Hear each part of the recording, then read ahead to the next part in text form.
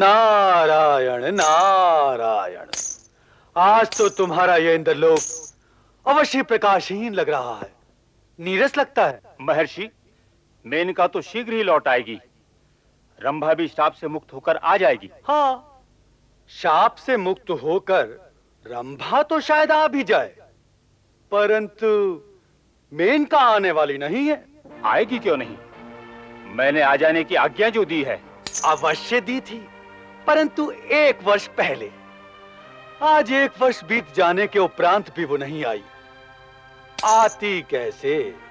उसकी भी तो अपनी व्यवस्था है। उसे अपने शिशु का पालन पोषण जो करना है। शिशु? अरे, तुम्हें नहीं पता देवेंद्र? नारायण, उसकी तो एक पुत्री भी है। तुमने विश्वामित्र को मोहपाश में बांधने की आज्ञा दी, पर वो स्वयं ही बंध गई। नारायण, अब तो भला इसी में है देवेंद्र कि इंद्रलोक मेनका को बुला ही दे तो अच्छा है। महर्षि, ये असंभव है कि मैं उसे भूल जाऊं। मेनका को अवश्य ले आऊंगा, इस लोक में अवश्य ले आऊंगा। बलपूर्वक ही सही, उस बालिका को जटाधारी के सुपुर्द कर दूंगा।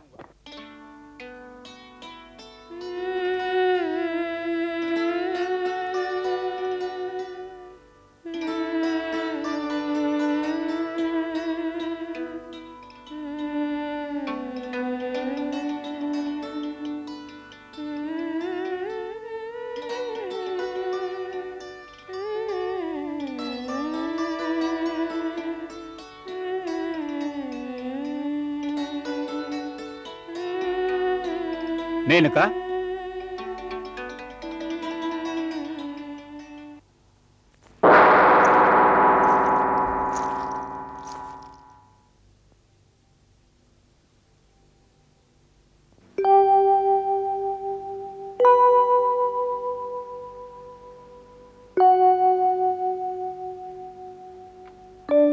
तुमने गायन रोक क्यों दिया? संगीत का ये रस तो स्वर्गलोक के संगीत में ही नहीं है। ये ममता का रस है देवेंद्र। ये आपकी अप्सरा मेनका नहीं गा रही थी, ये माता मेनका गा रही थी। मेनका, तुमने राज ऋषि विश्वामित्र को गृहस्थ विश्वामित्र बना दिया, और ये करने के उपरांत तुम्हारा प्रेषण पूर्ण हुआ। तुम्हें अब जीवित रहने के लिए कंदमूल खाने की, इस आश्रम में रहने की कोई आवश्यकता नहीं है। चलो, स्वर्गलोक तुम्हारी प्रतीक्षा कर रहा है। उस मानव विश्वामित्र से कह दो कि वो स्वयं ही अपनी पुत्री को संभाले। स्वर्ग बनाएंगे, अंतरिक्ष का संतुलन बिगाड़ेंगे। उनका ये स्वर्ग उन्हें देकर अपने स्वर्ग लौट चलो। हे देवराज इंद्र, मैं अपनी इस विवश पुत्री को त्याग नहीं सकती, त्याग नहीं सकती। मेरे बिन स्वर्गलोक जीवित रह सकता है, परंतु अपनी माँ बिन इसका जीवित रहना संभव नहीं है। क्या तुम मेरी आज्ञा, मेरे आदेश का उल्लंघन करोगी मेनका? अब तक मैं केवल अप्सरा थी, आपका अस्त्र थी, परंतु माता बनने के उपरांत मैं अपनी पुत्री का कवच बन चुकी हूँ। त्रिलोक के नरेश के क्रोध को आमंत्रित न करो मेनका। ये न भूलो कि केवल वह ऋषि ही किसी अप्सरा को पत्थर बनाना नहीं जानता है। ये शक्ति मेरे पास भी है। तुम स्वर्ग लौट चलो या पत्थर बन जाओ।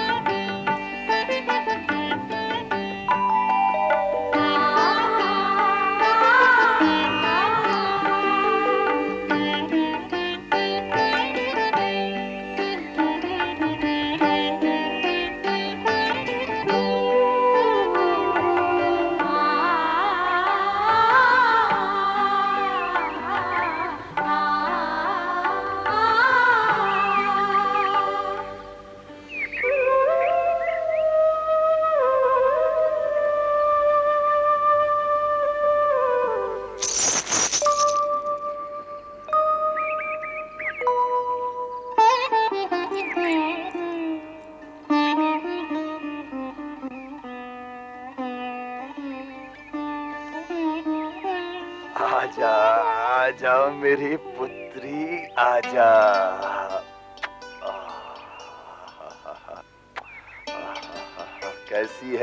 कैसी है तू? जानती है मुझे, मैं तेरा पिता हूँ। हमारी पुत्री सौंदर्य की मंदाकिनी है मेनका। इसका निष्पाप, मृदुल, सरल सौंदर्य परमपिता ब्रह्मा का वरदान है।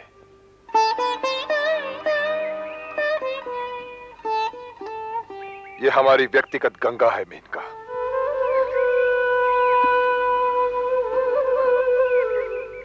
ये मेरे पितृत्व के लिए एक सम्मान पत्र है।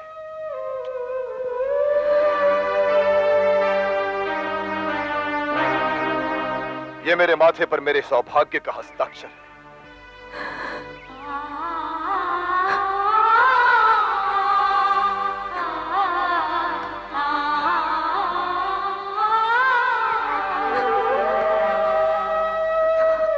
तुम इतनी दुखी हो कि तुम्हारे दुख ने ममता के गौरव को भी दबा लिया।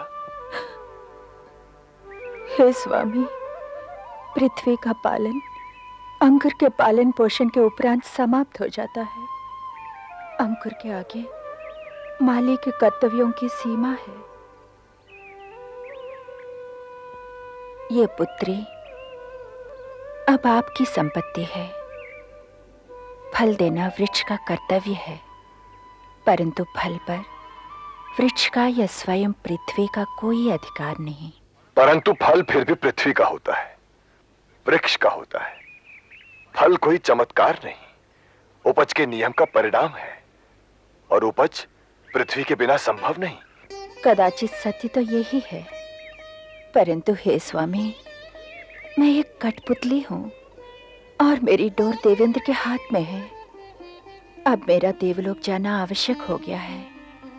ये देवेंद्र का आदेश है।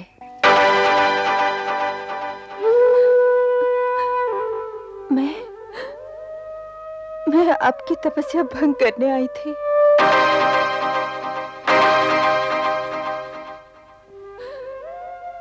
यही मेरा प्रेषण था। मेरा प्रेषण पूर्ण हुआ। अब मैं भूलोक में नहीं रह सकती। स्वर्गलोक में प्रेम का कोई अर्थ नहीं। मैं देवलोक के निहित स्वार्थ की रक्षक हूँ। स्वामी, मुझे शाप दे दीजिए। रंभा की भांति मुझे भी निर्जीव पत्थर की एक शिला बना दीजिए। मुझे यही दंड मिलना चाहिए। हे स्वामी, मुझे आपने अपनी पत्नी और इस बालिका की माता बनने का सम्मान देकर धन्य कर दिया।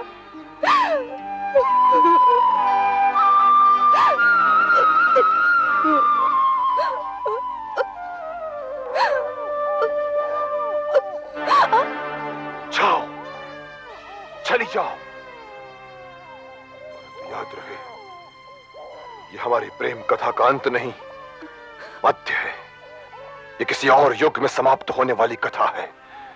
जाओ, बिछोड़ने के इस क्षण को लंबा करके हमारी पीड़ा और न बढ़ाओ। जाओ।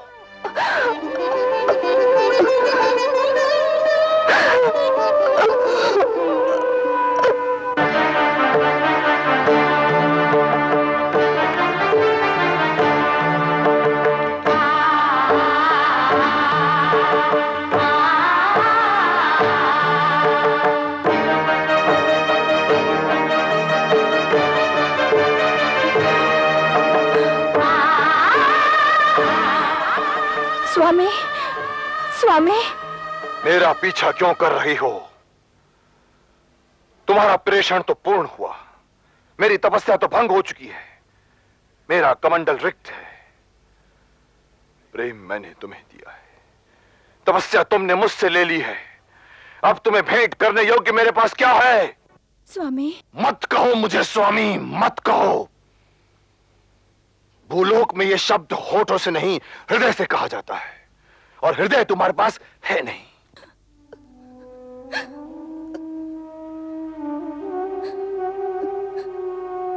अपनी इस पुत्री को मेरी अंतिम भेंट मानकर स्वीकार कर ली। नहीं, कदापि नहीं।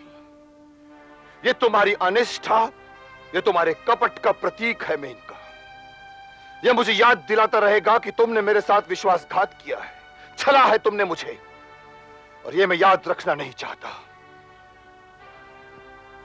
परंतु मैं इसे स्वर्गलोक नहीं ले जा सकती ऋषिवर। क्यों नहीं ले जा सकती? क्यों नहीं?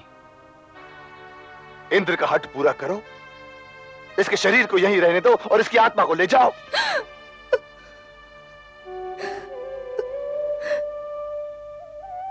इतने कठोर न बनिए महर्षि। पालन करना माता का कर्तव्य है। मैं पिता हूं, पालन के साधन एकत्रित करना मेरा कर्तव्य है, परंतु पालन करना माता ही का कर्तव्य है।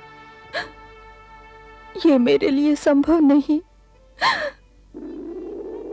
इसलिए मुझे अब धरती की ये थाती धरती को सौंपनी पड़ेगी।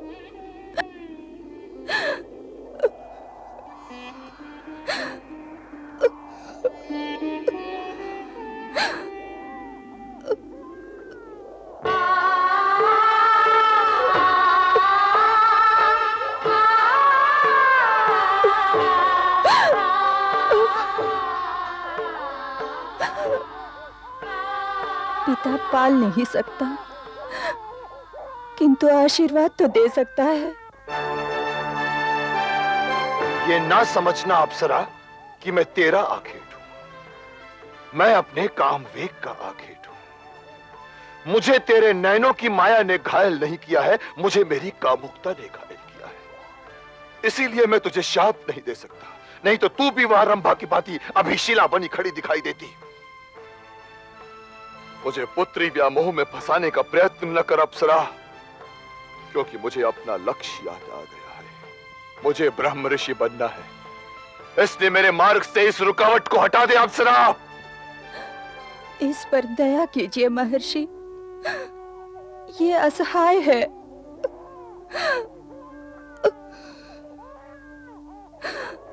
लक्ष्मीकांत के होते कोई असहाय नहीं हो सकता। वे इसके पालन पोषण के लिए अवश्य ही किसी महापुरुष को उत्तरदायी बना देंगे।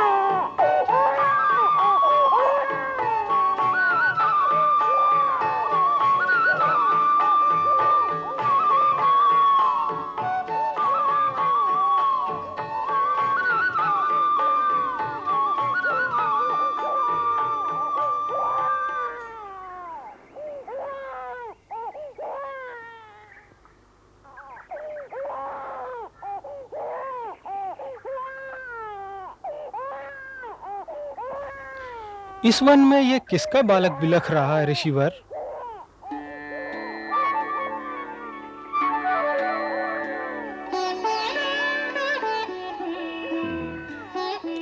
ये बिलखना नहीं है शिष्य, ये बुलाना है। वो मुझे पुकार रही है।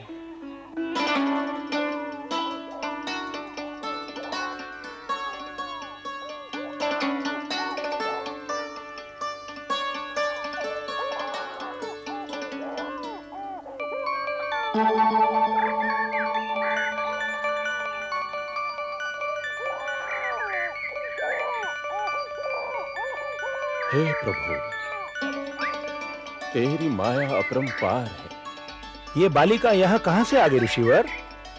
जहां से ये धूप आई है, ये पवन आया है, यह हरी भरी सुगंध आई है,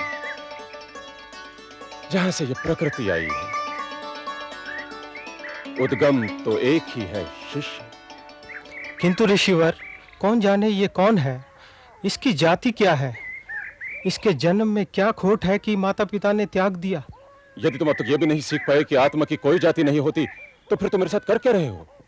क्षमा गुरुवर, क्षमा। ऋग्वेद का पहला श्लोक यह नहीं है कि ब्राह्मण भवा, यह भी नहीं है कि क्षत्रिय भवा। ऋग्वेद का पहला श्लोक यह है शिष्य कि मनुर्भवा। यह ज्ञान का स्रोत है।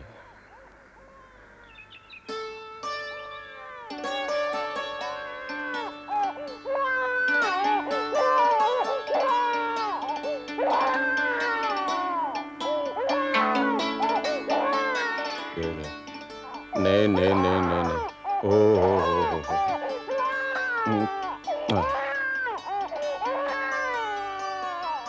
हे कालेश्वर, तेरी ये थाती मेरे पास सुरक्षित रहेगी।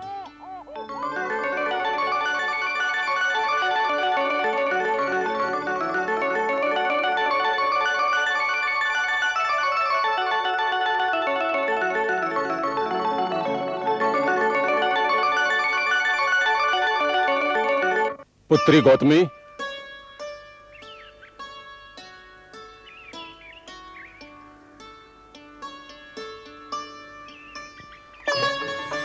भविष्य की यथाति संभालो गौतमी। आज से तुम ही इसकी माता हो। यह किसी और गोदी की भूमि का अंकुर है, इसे अपनी गोद की भूमि दो कि ये उगे और पनप सके। हाँ गौतमी, लो।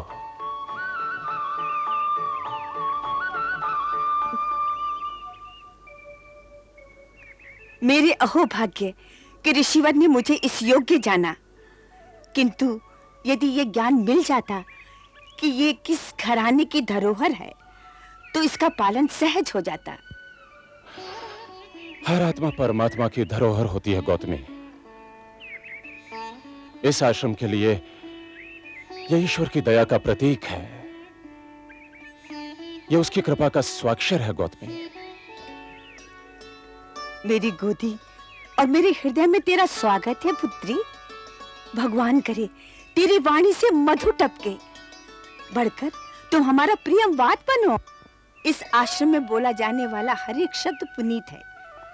तुम्हारा नाम भी एक पुनीत शब्द बने, और तुम जिस हृदय के पास से निकलो, आत्मा उस हृदय के द्वार खोलकर तुम्हारे दर्शन करे और तुम्हें आशीर्वाद दे। हे माता, सौंदर्य का ये फूल तो राजवाटिका में खिलने योग्य था। फूल जहां खिले वह फूल ही रहता है, वही रंग, वही सुगंध, वही मृदुलता। फूल का कोई वर्ग नहीं होता। इसका नाम क्या रखिएगा ऋषिवर? अभी तक तो शकुंत पक्षी ही इसकी देखभाल कर रहे थे। तब तो इसका नाम शकुंतला ही उचित रहेगा। अरे सुना तूने, तू शकुंतला है, मेरी प्रिय शकुंतला।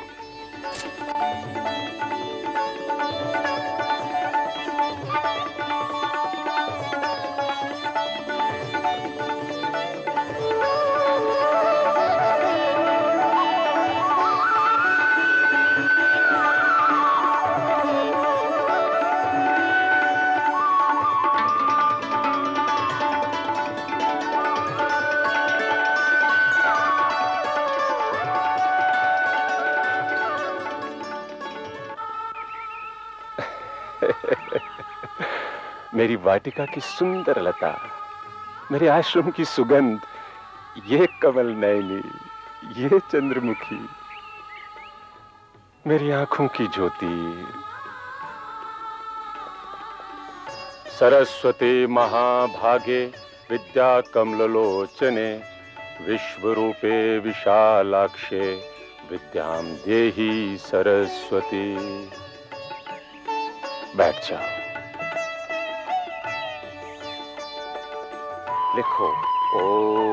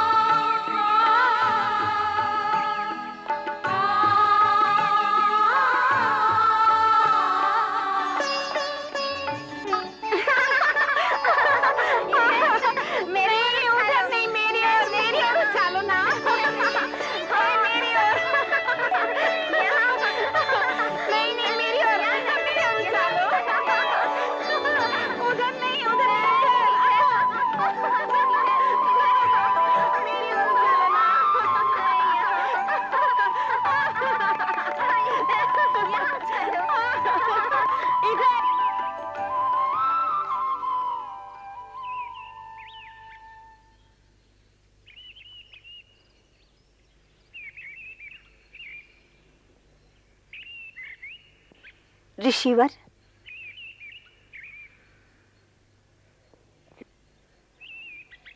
क्या है गौतमी? भगवान में ध्यान लगाने का अर्थ क्या ये है कि आप पारिवारिक दायित्वों की ओर ध्यान ही न दें?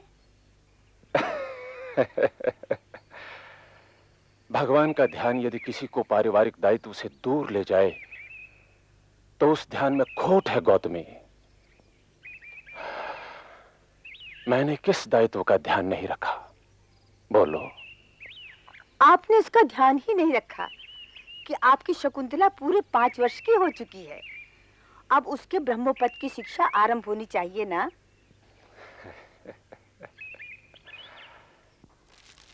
ओम ओम ओम।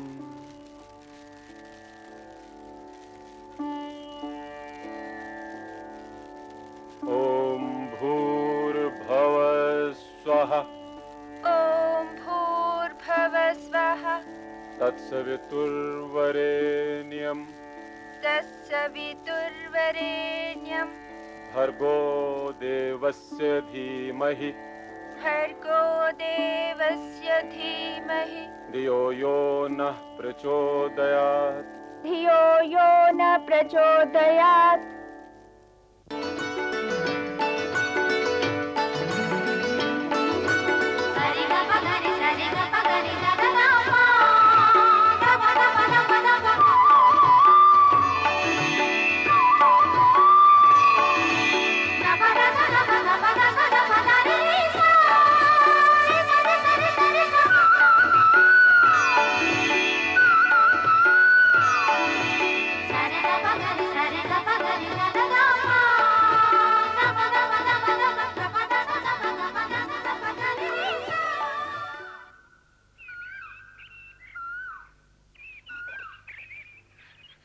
प्रियंवदा, शकुंतला कहाँ है?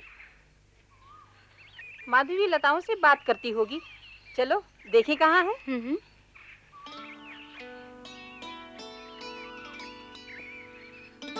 वनजा, शकुंतला को कहीं देखा? पारिजात को पानी देती होगी। चलो वहीं चलते हैं।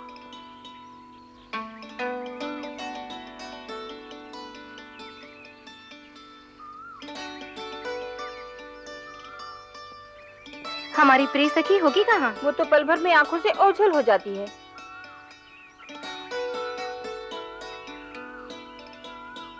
बोलो हरनी, कहाँ है तेरी प्रिय सखी शकुंतला? तू ही उसे ढूंढ कर ला सकती हो। फिर देखना, तुझे जो चाहिए हम खिलाएंगी। चलो।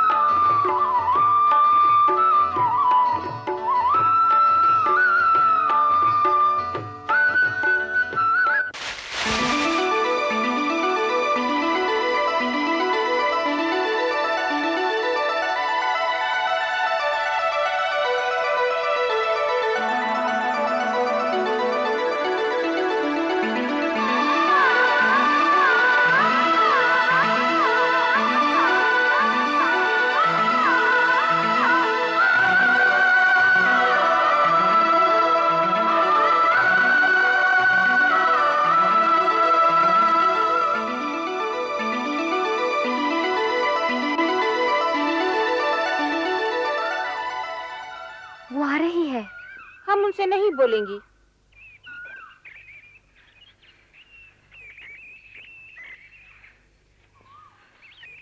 प्रियमवदा, तुम बातें मीठी मीठी करती हो, इसीलिए तो तुम्हें प्रियमवदा कहते हैं। पर अकस्मात गूंगी क्यों हो गई हो? ना बोलने का वचन ले रखा है क्या? मैंने ऐसा कोई वचन नहीं लिया। तुम ही हमसे दूर भागती रहती हो। जब देखो पेड़ पौधों से, हिरनों से, लताओं से, मोरों से घिरी रहती हो। उनके प्रेम में हमें भूल जाती हो, भूल गई हो।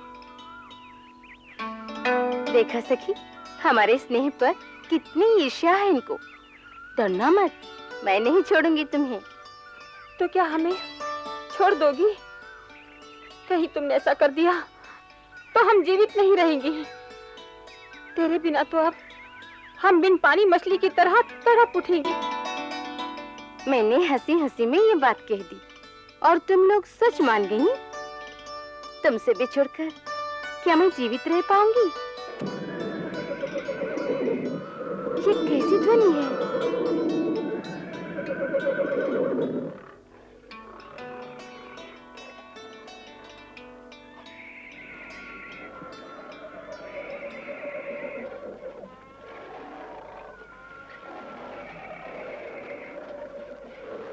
ये क्या हो रहा है प्रियंवदा?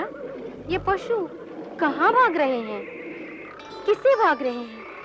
ये तो आश्रम का क्षेत्र है। अभी तो ये भाग भाग कर यहाँ आ रहे हैं। परंतु ये भाग किससे रहे हैं सखी? अवश्य ही या तो स्वयं महाराज आखेट पर निकले हैं या फिर राज परिवार का कोई और सदस्य।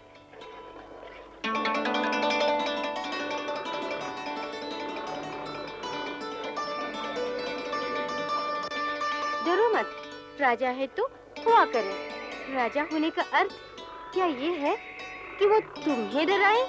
आने दो उनको, देखना कैसा डांटती हूँ।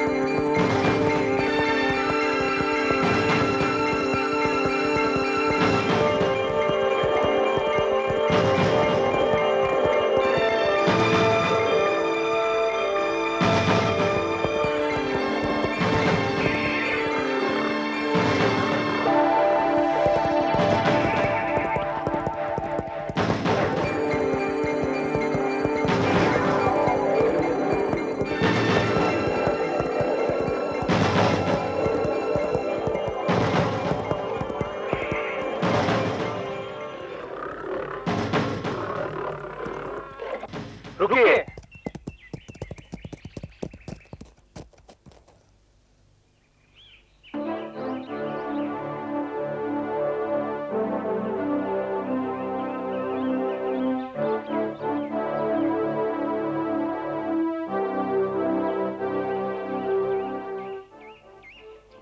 प्रणाम।